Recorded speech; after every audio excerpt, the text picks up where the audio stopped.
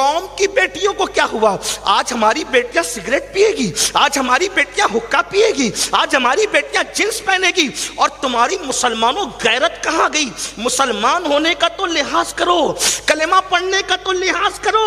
اللہ اکبر۔ سالن میں نمک زیادہ ہونے پر جب بیوی کو 4 مکے مار سکتے ہو تو بے پردگی کی بنیاد پہ ان پہ سختی نہیں کر سکتے، ورنہ دیوسوں میں نام لکھ دیا جائے گا، دیوسوں میں نام لکھ دیا جائے گا۔ جس گھر کی عورت بے پردہ گھومے اور اس گھر کے مرد نہ روکے، آقا فرماتے وہ دیوس ہے، دیوس۔ اللہ نے اس پر جنت کی خوشبو حرام کی ہے، اللہ نہ اس کی دعا قبول کرتا ہے، نہ اس کی نمازیں قبول کرتا ہے، نہ اس کا حج قبول ہوتا ہے، نہ اس کے عمرہ قبول ہوتے ہیں۔ پوچھنا یہ چاہتا ہوں، اللہ اکبر، کل تک مسلمان بیٹیوں کے بارے میں کتنے باغیرت تھے۔ پڑوس میں بیٹی پلتی تھی، پڑوسی کو نہیں معلوم ہوتا تھا کہ بیٹی جوان ہو گئی یا بچی ہے۔ اور آج ہماری بچیوں کا کیا حال؟ میں یہ نہیں کہتا ہر گھر کا یہ حال ہے، یہ نہیں کہتا، لیکن کتنا دور جاؤ گے اسلام سے۔ آج کہتے ہو بیٹیاں غیروں کے ساتھ بھاگ رہی ہے، میں کہتا ہوں کہ آج سے 50 سال پہلے بھی ایسے ہی تھا۔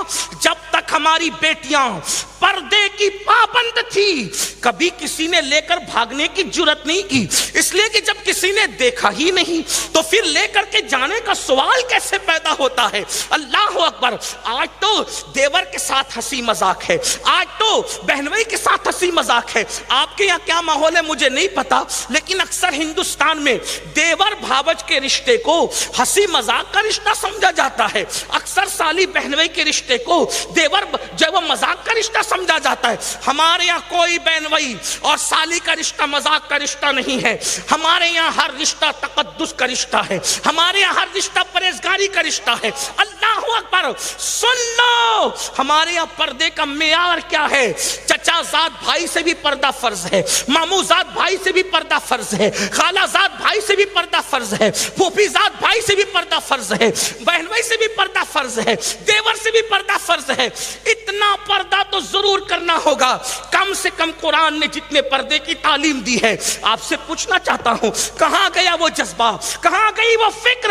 اور جب رات رکھنا پردے کی چھٹی ہوگی تو پھر خون کے آنسو رونا پڑے گا۔ اور اگر ہندوستان میں رہتے ہو، میں تو ہندوستان کے ہر بھارتی سے کہنا چاہتا ہوں، اگر آپ کو پردے سے کوئی تکلیف ہے تو آپ اپنے مذہب کی تعلیم ہی دیکھ لو۔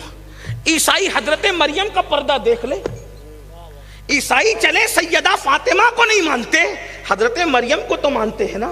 مریم کا پردہ دیکھ لیں، حضرت مریم کو 2 مردوں کے سوا کسی تیسرے مرد نے نہیں دیکھا۔ ایک حضرت زکریا جو ان کے خالو تھے، ایک حضرت یحییٰ جو ان کے بھانجے تھے۔ بھانجے اور خالو کے سوا 2 مردوں کے سوا، یہ میں بہت احتیاط کے ساتھ پیش کر رہا ہوں، نہیں دیکھا۔ آپ سے پوچھتا ہوں، عیسائی دیکھے نا، حضرت مریم کو دیکھے۔ اگر ہندوستان کے ہندو دیکھنا چاہتے ہیں تو سیتا کا پردہ دیکھیں، سیتا کے پردے پہ توجہ کریں، وہ بھی ایک پردے میں رہنے والی عورت۔ اور میں تو یہ کہتا ہوں ہر مذہب میں کسی نہ کسی اعتبار سے پردہ موجود ہے۔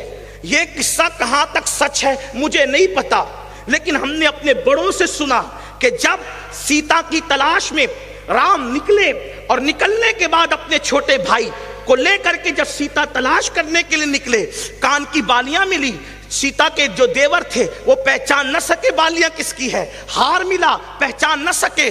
بالآخر میں یہ قصہ کہہ رہا ہوں، کہاں تک کہنے والوں نے انصاف کیا ہے میں اس پر کوئی بات نہیں کر رہا ہوں، لیکن بات آئیے تو عرض کر رہا ہوں۔ لیکن لکھنے والوں نے لکھا جب سیتا کا پازیب ملا تو رام کے بھائی نے کہا بھیا دیکھو یہ بھابھی کا پازیب ہے۔ ان سے پوچھا گیا کان کی بالیاں تم نے نہیں پہچانی، ہار تم نے نہیں پہچانا، پازیب تم نے کیسے پہچانا؟ تو رام کے بھائی کہتے ہیں بھیا میں نے بھابھی کے پیروں کے سوا ان کے جسم کا کوئی حصہ نہیں دیکھا، اس لیے مجھے پتا نہیں کہ وہ کیسا زیور پہنتی تھی۔ یہ ہمارے ہندوستان کی داستان ہے۔ مطلب ہر مذہب میں پردہ ہے، جیسے ہر مذہب محبت محبت کی تعلیم دیتا ہے کسی نہ کسی اعتبار سے. ویسے ہر مذہب نے جہاں بھی تھوڑی سی غیرت ہے وہاں پردے کی تعلیم ضرور ہے. یہ تو بے پردگی انگریز لے کر کے آئے. میں کہنا چاہتا ہوں آپ سے یہ کیسی انگریزوں کی دشمنی ہے؟ انگریزوں کو تو بھگا دیا, اس کی تہذیب کے غلام کیوں بنے ہو؟ اگر سچی آزادی چاہتے ہو تو ان تن کے گورے من کے کالے انگریزوں سے نفرت ہے تو ان کے ننگے پن سے بھی نفرت کرو, ان کی بے پردگی کی تہذیب سے بھی نفرت کرو, اور ہندوستان کی تہذیب کو زندہ کرو جس کو گنگا جمنی تہذیب کہتے ہیں. میری مراد یہ اس گنگا جمنی تہذیب سے مراد یہ جس میں محبت ہو, جس میں مروت ہو, جس میں عورت کا احترام ہو, جس میں عورت کا تقدس ہو, جس میں عورت کے ساتھ جو ہے وہ احسان کا انداز ہو. جانتے ہیں یہ کیفیت ہے